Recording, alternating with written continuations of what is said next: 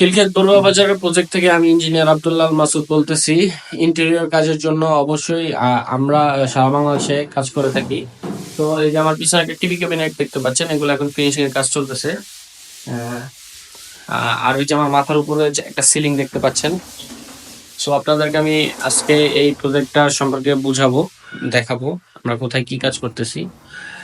So সর্বপ্রথম TV ক্যাবিনেটটা দেখাই। এটা হচ্ছে টিভি ক্যাবিনেট। তো এখানে 3টা ড্রয়ার করা হয়েছে। আর এটা হচ্ছে একটা মোবাইল টোবাইল রাখার জন্য, চার্জ দেওয়ার জন্য এখানে একটা পয়েন্ট করছি আমরা। আর প্রত্যেকটা রুমে লাক্সারি সিল্ক করা হবে, তা আপনারা দেখতে পাচ্ছেন। এখানে টিভিটা রাখা হবে। এটা একটা ছোট্ট জায়গার মধ্যে আমরা খুব সুন্দর গর্জিয়াস করে তোলার চেষ্টা করেছি। আর এখানে 3টা সেল, এখানে হচ্ছে প্যানেলিং থাকবে, বিগ প্যানেলিং। আর এই যে সিলিং এ যে স্পট লাইট গুলো দেখতে পাচ্ছেন, এখানেও বেশ কিছু স্পট লাইট থাকবে, 8 জিবি ফিতা লাইট থাকবে। আর এটা একটা বুক সেলফ বা ক্রেস টেস রাখার জন্য এখানে 2টা পাল্লা থাকবে। এই জায়গায় হচ্ছে একবারে গ্রামের পরিবেশ দেখতে পাচ্ছেন। পিছনে পুরো জমি ক্ষেত, গ্রামের পরিবেশ। এটা বলে হচ্ছে বড়ুয়া বাজার। এই যে দেখেন ভিতরে আমরা পেইন্ট করতেছি।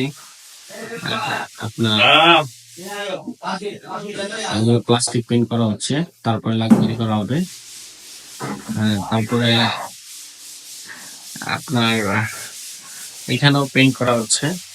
এখানে এখন ওই রুমে আমাদের বেশ কিছু কাজ আছে, আমি দেখাইতে পারতেছি না আপনাদেরকে। যাই হোক, এই রুমটা দেখাই। এখানে ফিনিশিং এর কাজ চলতেছে অলমোস্ট। এই যে এটা হচ্ছে একটা পর্দার বক্স, এই যে এগুলো আমরা করতেছি।